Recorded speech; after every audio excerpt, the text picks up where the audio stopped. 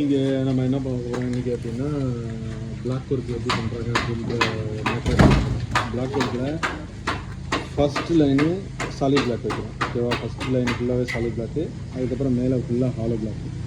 ஆனால் மேலே ஃபுல்லாக ஹாலோ பிளாக் பண்ணும்போது ஒவ்வொரு மூணு லைனுக்கும் இந்த ஜாலி பண்ணுறோம். ஓகேவா? அது அடுத்தது இந்த சாலிட் பிளாக் வச்சதுக்கப்புறமா பார்த்திங்க அப்படின்னா இந்த வாட்டர் ப்ரூஃப் ஷீட்டு.